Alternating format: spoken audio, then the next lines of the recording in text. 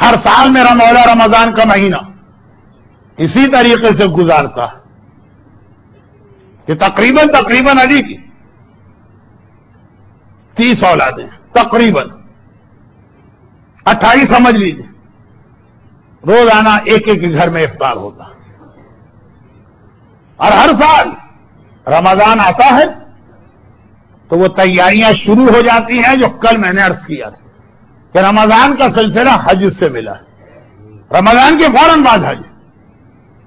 یہ 41 ہجری کا رمضان بڑا عجیب رمضان آیا، دن اور رات گزر رہے ہیں، حج کے قافلے تیار ہونے لگے، مسجد کوفہ میں میرا مولا بیٹھا، ایک بار وہ آوازیں آ رہی جو حج کی دعائیں پڑھتے ہوئے لوگ گھر سے نکلتے، حسن بیٹا یہ کس بات کی کیسی آوازیں؟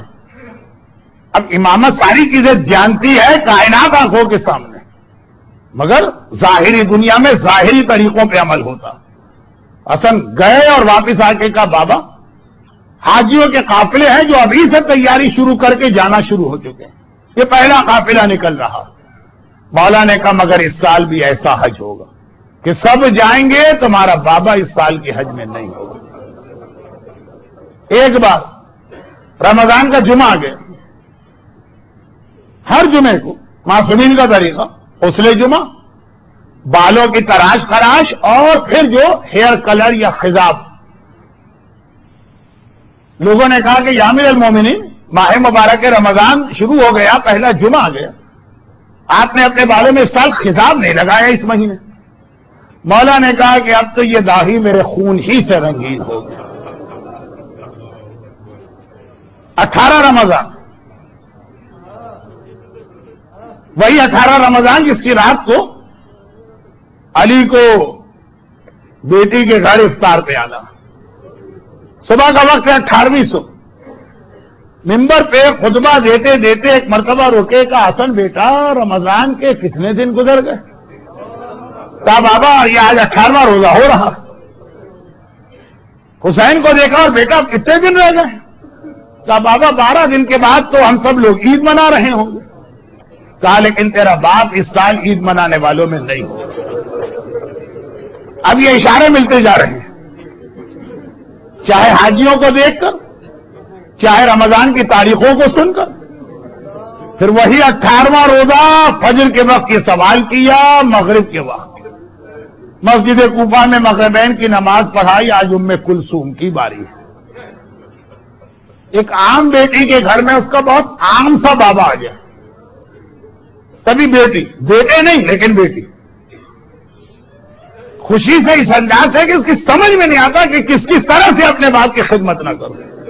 کلثوم جیسی صاحب معرفت بیٹی، ٹھیک ہے، کربلا میں عالمہ غیر معلمہ زینب کبریٰ کی موجودگی میں کلثوم حد ادب میں خاموش رہتی ہیں، لیکن معرفت کلثوم کی بھی اتنی ہی ہے۔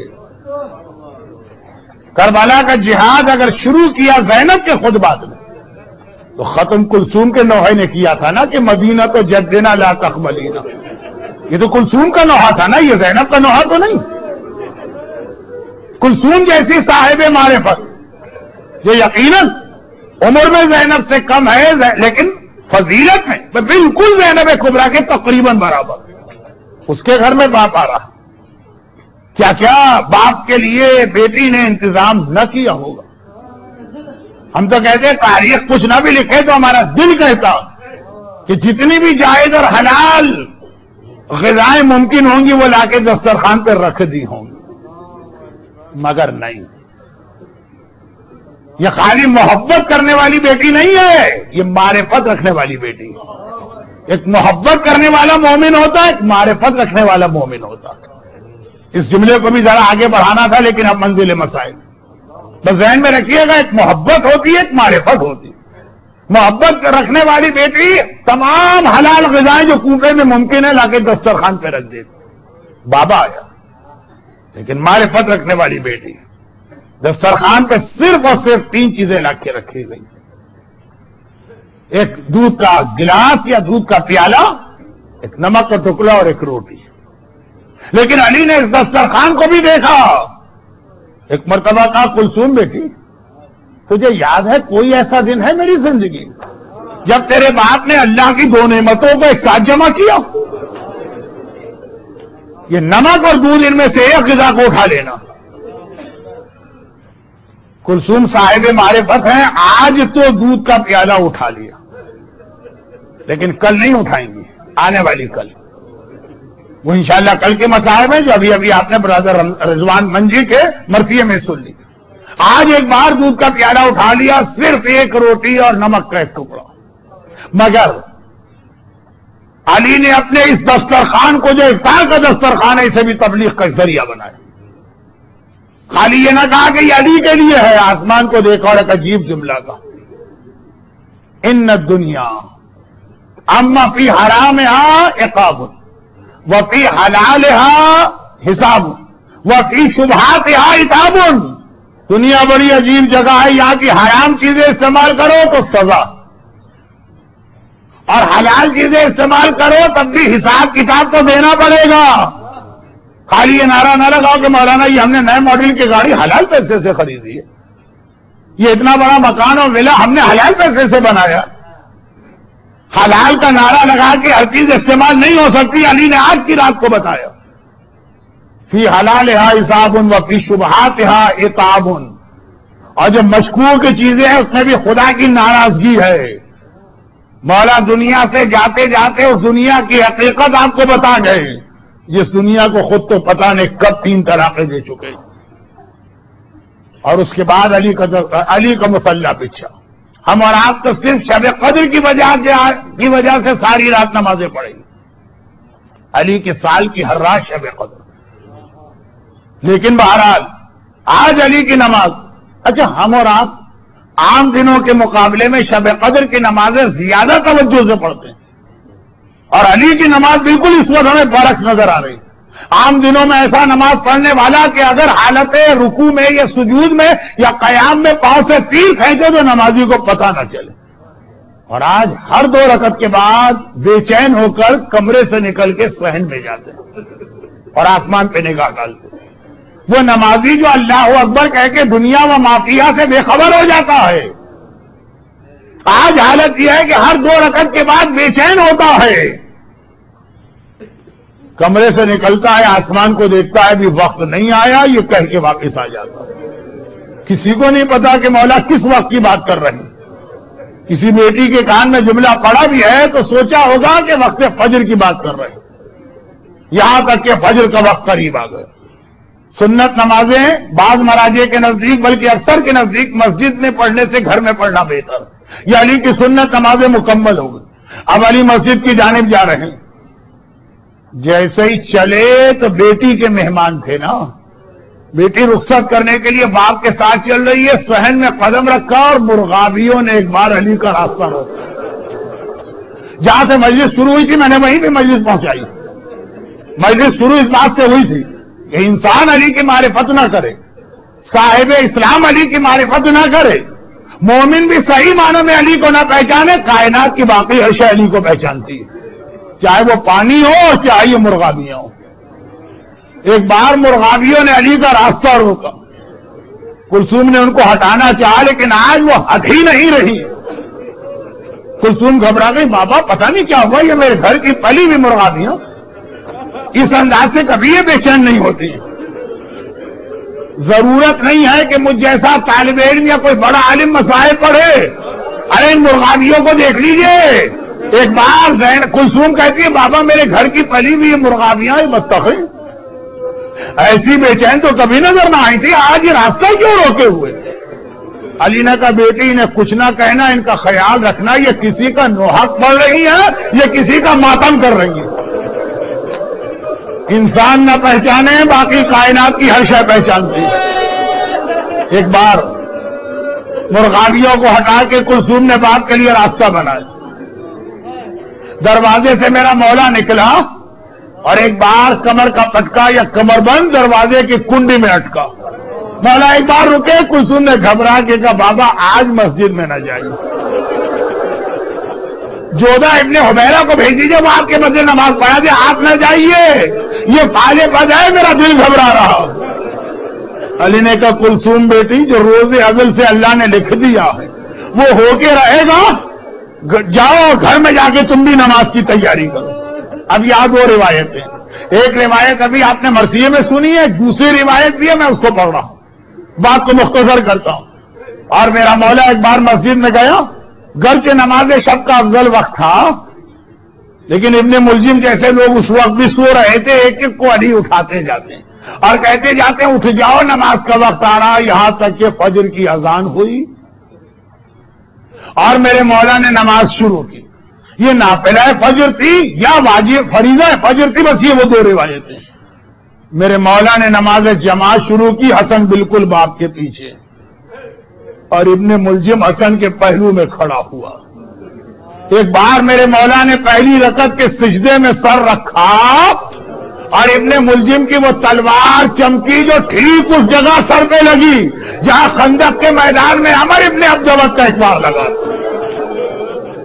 ابھی لوگ سجدے میں ہیں، یا مسجد النبوی کے نمازیوں کی سمجھ میں نہیں آیا تھا رسول اللہ سجدے سے سر کیوں نہیں اٹھا رہے، یا آج مسجد کوفہ کے نمازیوں کی سمجھ میں نہیں آیا علی سجدے میں گئے ہیں اور ایک بار کوفے کی مسجد ہلی، زمین کوفہ میں زلزلہ آیا، آسمان سے عجیب آوازیں آنے لگی، جبرائیل کا نوحہ، اور ایک بار نمازی انتظار کر رہے ہیں سبحان ربی الاعلی و بحمدہ کہا جائے گا، اور بجائے سبحان ربی الاعلی و بحمدہ کے فزت برب الکعبہ، ارے رب کعبہ کی قسم آج علی کامیاب ہوا ہے۔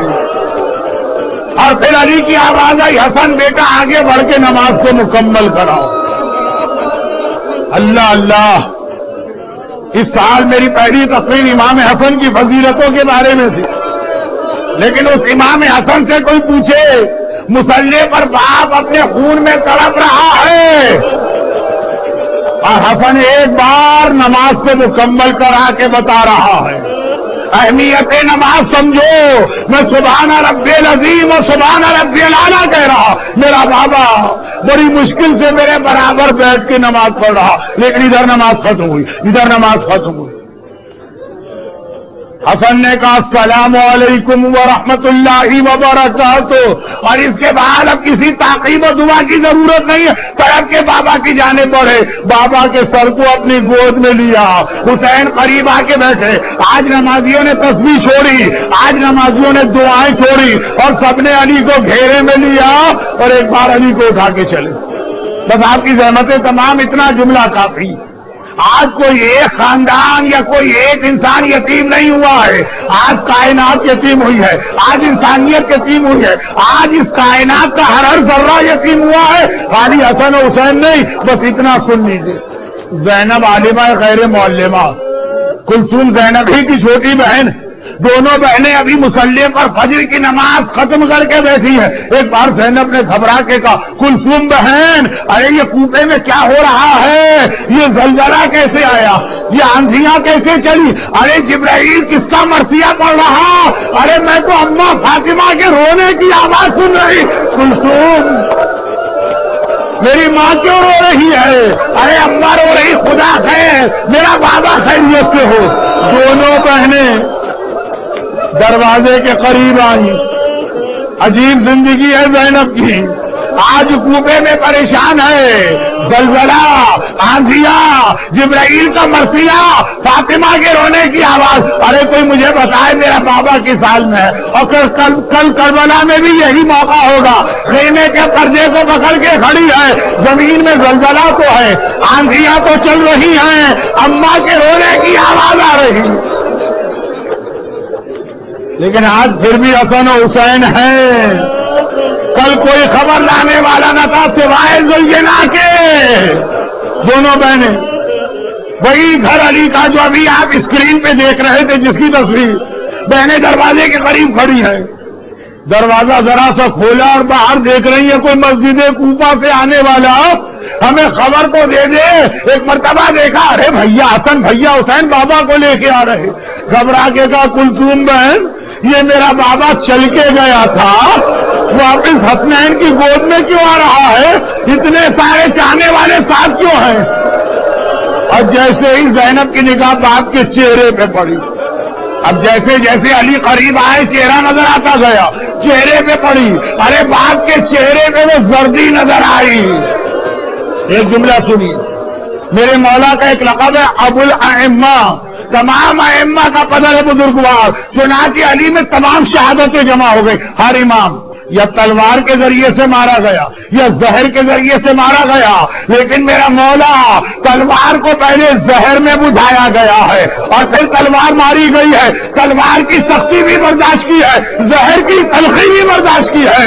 میرا مولا اس حالت میں ہے، زینب نے گھبرا کے فریاد کی، بابا، ارے میرا بابا، ارے کیا ہم یتیم ہونے جا رہے ہیں؟ بس مسجد کوفہ سے میرا مولا غشی کے عالم میں آ رہا ہے۔ جیسے ہی زینب کی آواز کان میں آئی، میرے مولا نے تڑپ کی آنکھیں کھولی، حسن بیٹا، حسین بیٹا، یہ اور کون لوگ تمہارے ساتھ ساتھ آ رہے ہیں؟ کہا بابا یہ آپ کے چاہنے والے ہیں، یہ مسجد کے نمازی ہیں، آپ کی خیریت دریافت کرنے آ رہے ہیں۔ میرا آخری جملہ، علی نے کہا بیٹا ان کا شکریہ ادا کرو، لیکن ان سے کہو بس یہیں سے واپس چلے جائیں، اس لیے کہ میرے کان میں اپنی زینب کی آواز آ رہی ہے۔ ابھی غیرت مند علی زندہ ہے، جب میں یہ آواز سن رہا تو یہ آواز ان کے کانوں میں بھی جا رہی ہوگی، علی برداشت نہیں کر سکتا، اس کی بیٹی کی آواز تو نامحرم سن لے۔ مولا مولا واقعا آپ کی غیرت، مگر یہ 41 ہجری کا کوفہ ہے، صبح کا اندھیرا ہے، خالی چاہنے والوں کا مجمع ہے، زینب دروازے کے پیچھے حجاب کے ساتھ ہے، ذرا 20 سال بعد آ جائیے، یہی شہر کوفہ ہے، اندھیرا نہیں ہے، روزے روشن ہے، چاہنے والے نہیں ہیں، سارے کوفی اور یزیدی ہے۔ ارے زینب دیوار کے پیچھے نہیں ہے، بے مقلا چادر کے ہے، تو زینب کو ایک بار بابا یاد آیا، 61 ہجری بابا یاد آیا، غشی میں میری آواز نامحرم کے کان میں برداشت نہ کر سکا، آج تو میں بے مقلا چادر کی جا رہی، پلٹ کے نجف کو دیکھا، بابا یا علی مدد، اپنی زینب کی مدد تو آئیے، آپ کی بیٹی نامحرموں کے مجلس۔